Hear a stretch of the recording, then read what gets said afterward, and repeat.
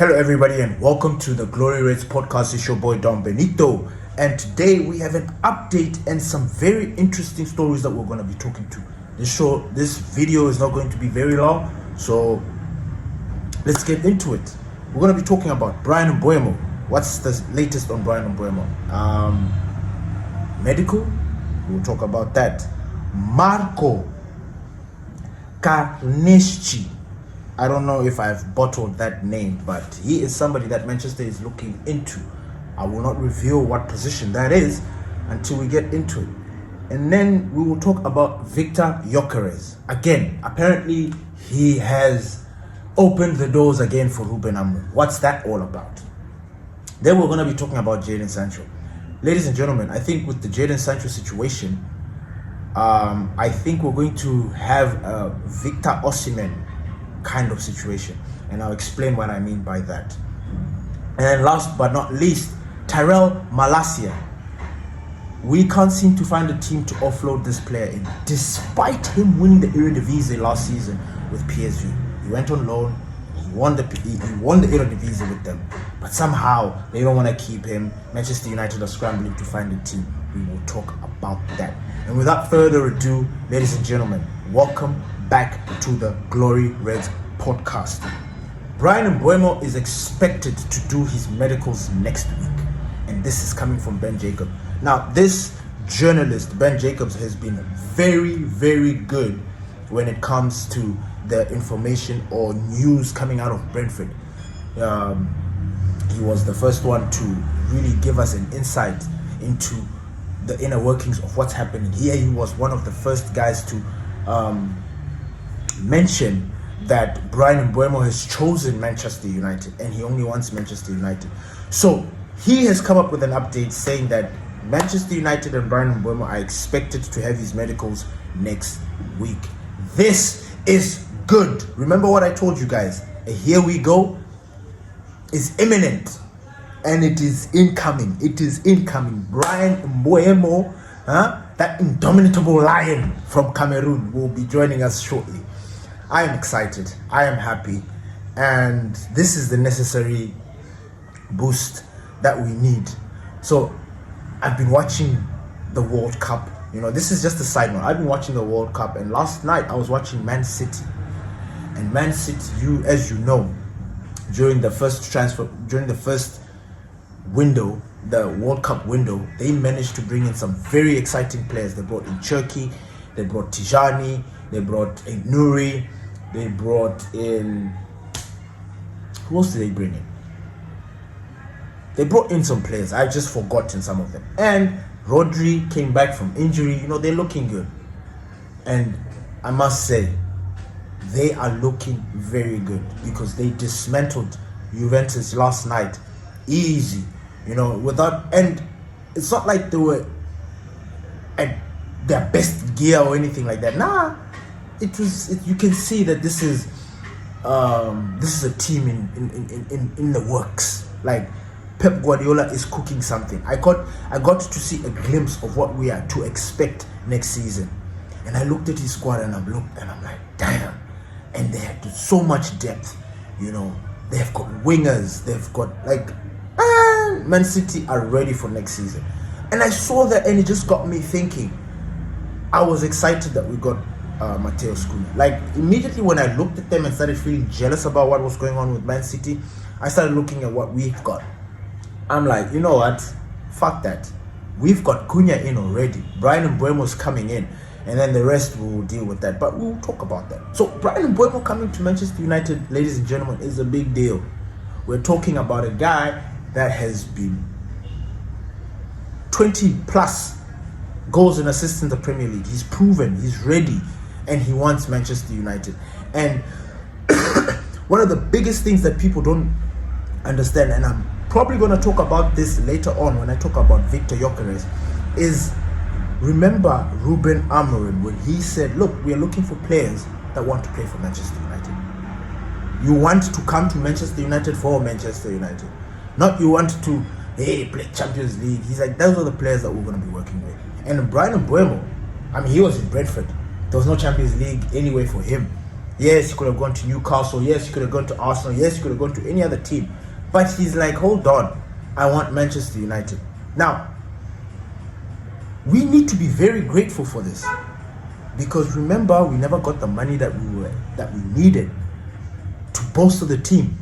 We are now in a situation where we have to, sell to buy. It's a very tricky situation. So these two signings, I ask you, I urge you to cherish them and enjoy them, because if shit hits the fan and we don't get in as much players that we need to, at least we can say to ourselves that, look, at least we have bolstered somewhere. And I know it won't be good enough. It won't be good enough. But I'm just trying to emphasize my point in the fact that I am really appreciating these moments. So Bryan Mbuemo it's basically, it's a done deal. It's a here we go. We're just waiting for that day. Like, I already even have the thumbnail ready. Welcome to Manchester, Bryan Mbuemo. I have it ready because I know boy is imminent. So we'll see how that pans out. I'm not sure if, because they said next week. So if his medical is next week, let's hope maybe Monday, or maybe it will be Tuesday. If it's Tuesday, then maybe Wednesday, Thursday, we'll be announcing Bryan Mbuemo. I don't know how quick we're going to sign Bryan Mbuemo, or he will be announced. But next week is a big week for us. I mean, it is the end of June. We're now moving into July, the first week of July. Pre-season is in 3 weeks or 2.5 weeks. So it's crunch time. It's crunch time for Manchester United. So bada bing, bada bang. The next topic that I wanted to talk about is Andre Onana, the goalkeeper situation. Apparently Manchester United are they're looking into signing an Atalanta keeper. His name is Marco Carnesecchi. Now, I have seen him in some games, but I will not sit here and say, look, I know this keeper.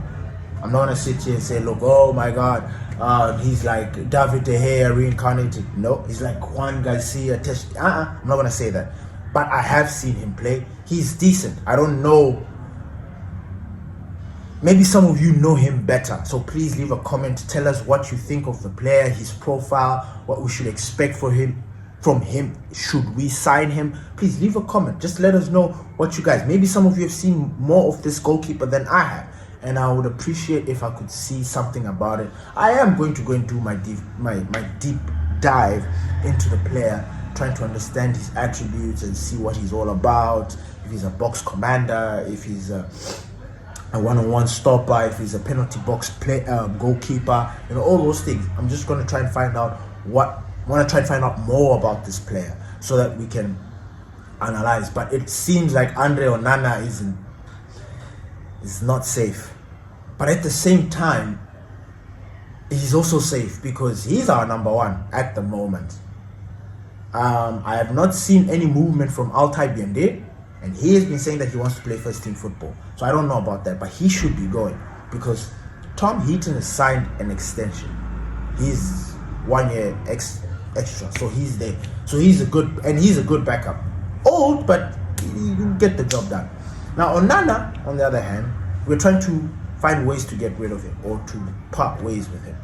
And should we not, Onana will be our number one, so we need to be worried about that. But this keeper, apparently contacts have been made with Manchester United to see if they can organize or come to an agreement.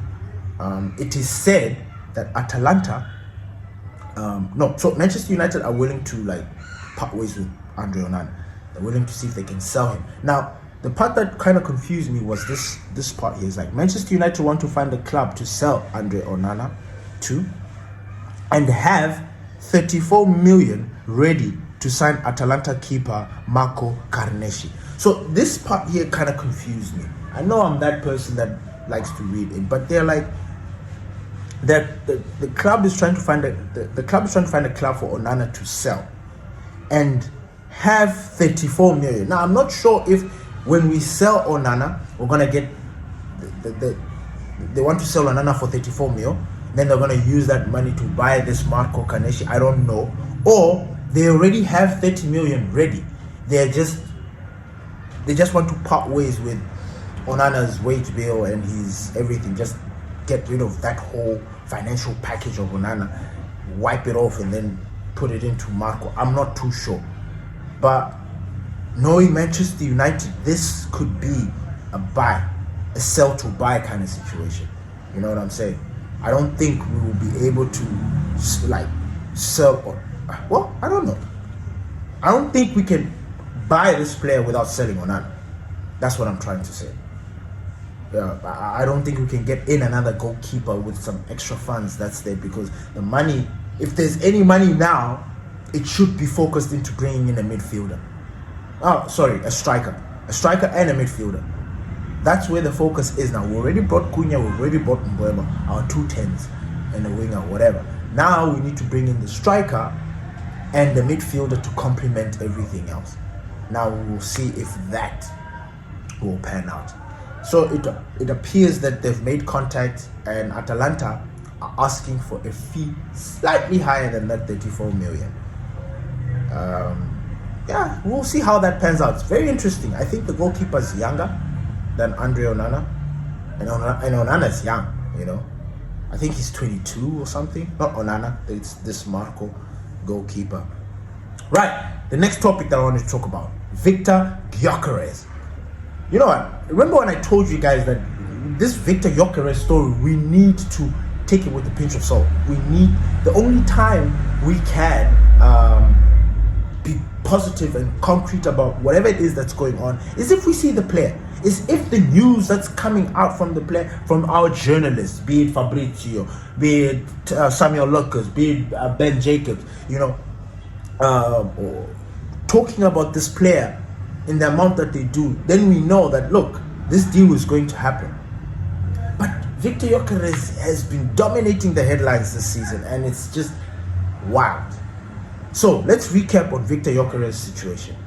Victor Gyokerez had a gentleman's agreement with Sporting Lisbon that he would be allowed to leave this season. Easy, with the release clause. He didn't want any trouble. Gentleman's agreement, shook hands, everything is good. Mind you, the season before, there were clubs that wanted to buy him. But he said, look, I cannot leave you guys. He could have left because there were clubs that wanted to buy him. He could have left, but he didn't. He said, look, I will play for you one more season. If you guys, next season, if a club wants to get me out of here, you guys are going to sanction that deal. Cool. Shook hands. They parted ways. Gyokerez went in, banged half a century of goals. Easy. And he's now sitting here thinking, all right, this is time for me. I need to elevate my my status as a player. I need to take that next level, you know. Where am I going? Premier League. Where? Premier League? Manchester United. Hey! Ruben Amorim. Nah, it doesn't pan out. Apparently Arsenal are in the mix. Now, I have a bone to pick with Arsenal because I feel like Arsenal have got the transfer window on. They're holding the transfer window hostage, especially the striker situation. The striker situation is hostage. Like they just it's as if Arsenal are the only team in the world that needs a striker. I've been saying this in my chats and stuff. I'm like, what is this? Why are we waiting for Arsenal to make their move so that then we can make our move? Like, I get it, and we already spoke about it. Ruben Amorim already spoke about it. He said, look, we want players that want to be here.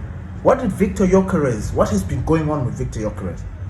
Victor got pissed that his club didn't allow him to leave, so he's on strike.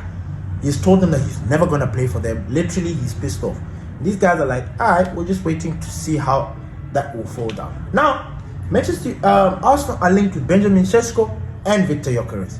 They prefer Benjamin Sesko. Sesko was playing yesterday, I think, against Real Madrid.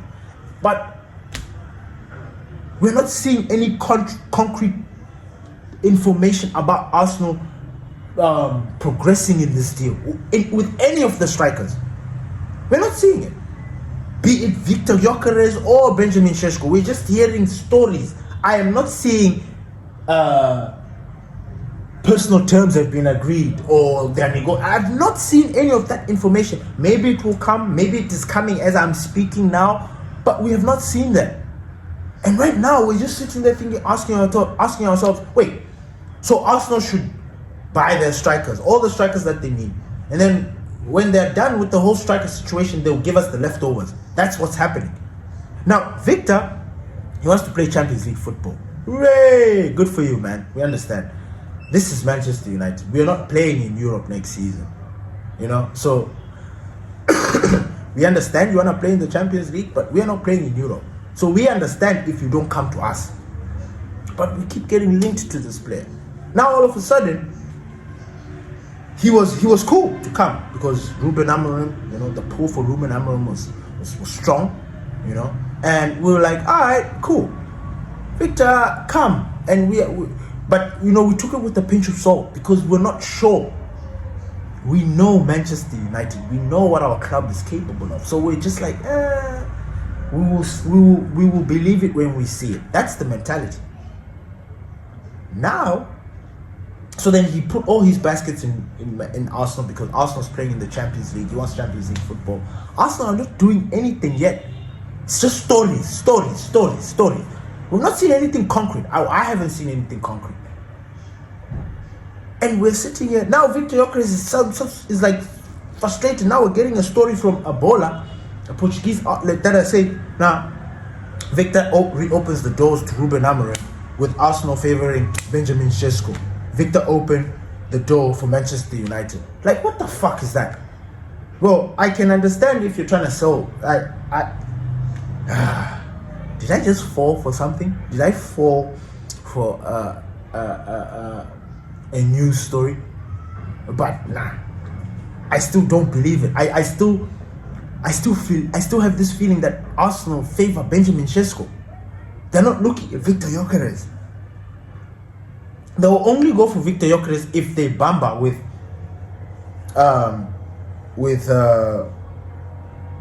Benjamin Sesko. And by that time, it'll be too late. The next topic that I wanted to talk about is even the least that I wanted to talk about, but I need to talk about it because it's something that's frustrating. Jadon Sancho. Ladies and gentlemen, when is this boy going to leave our club? When? This guy is determined to milk this club. Like, he is so petulant that I can't anymore with Jadon Sancho. He is linked to a lot of teams. 3 to be specific. He's linked with Fenerbahce, Jose Mourinho. He's linked with Napoli, and he's linked with Juventus. Juventus yesterday got absolutely annihilated by Man City.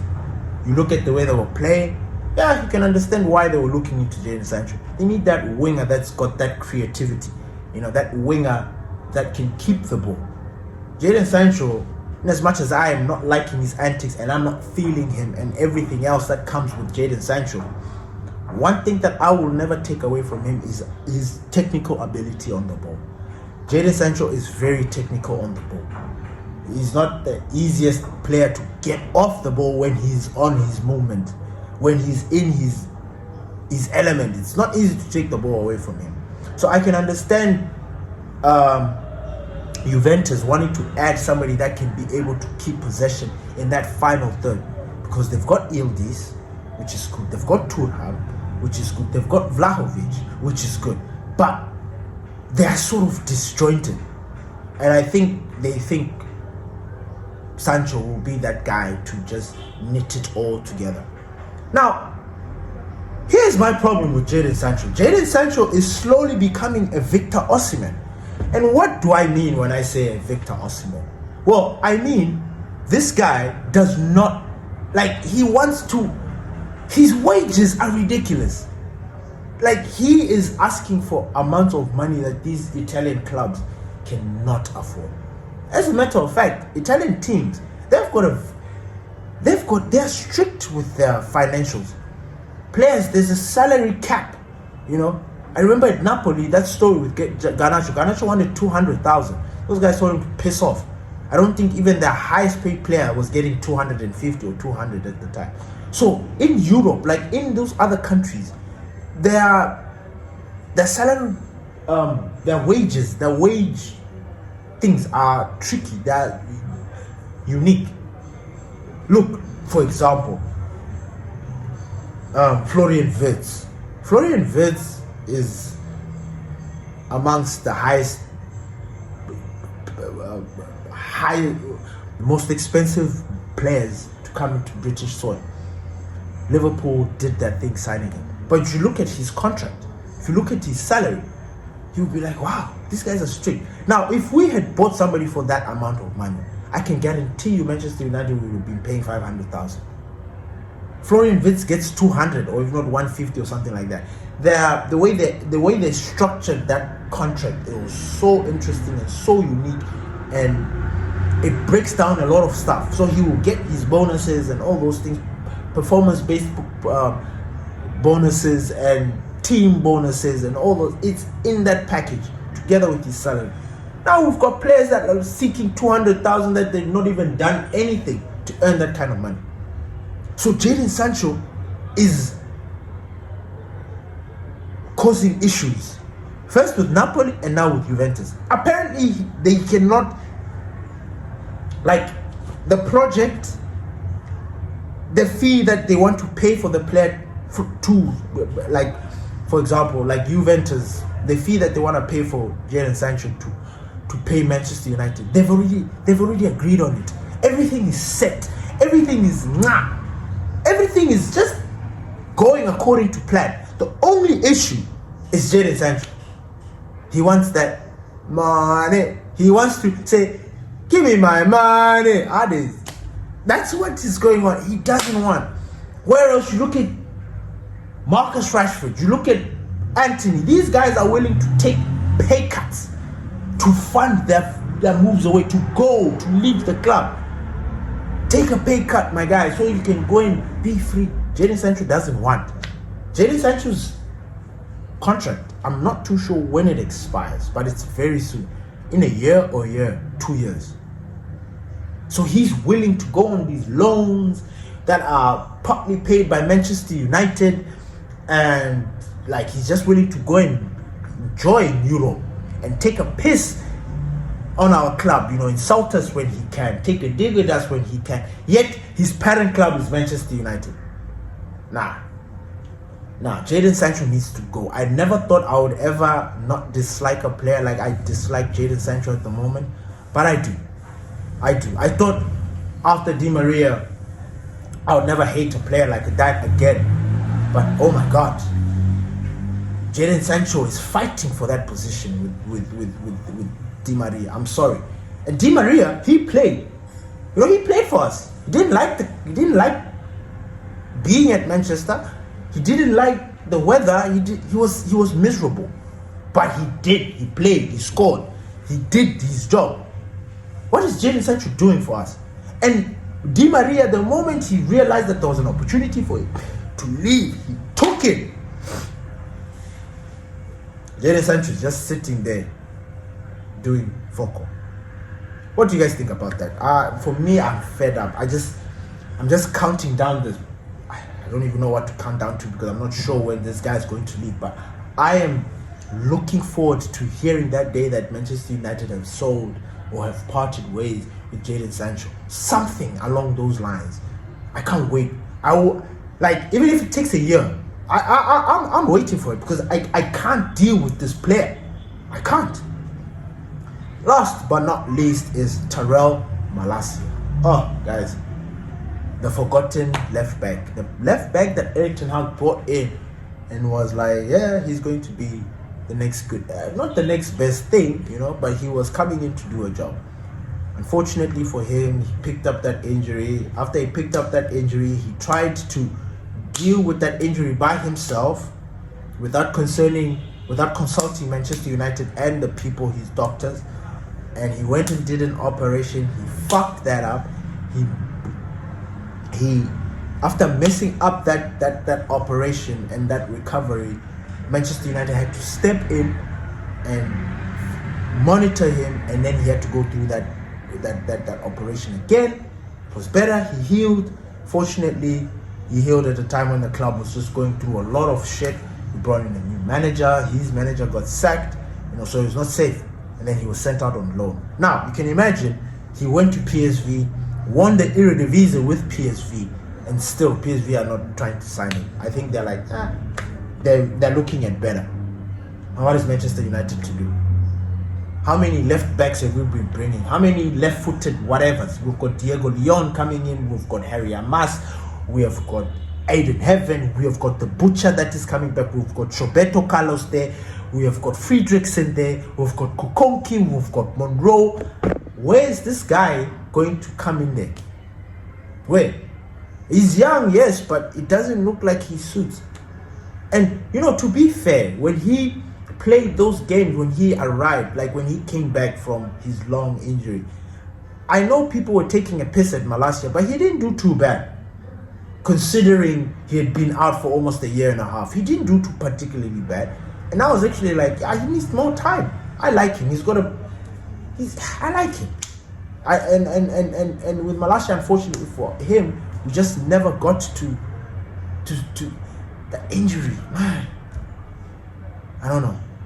So we can't seem to offload Malacia. So Malacia will be here. I don't know. But I don't think there will be I don't think he will stay a very long time without finding a club. That's just what I'm thinking.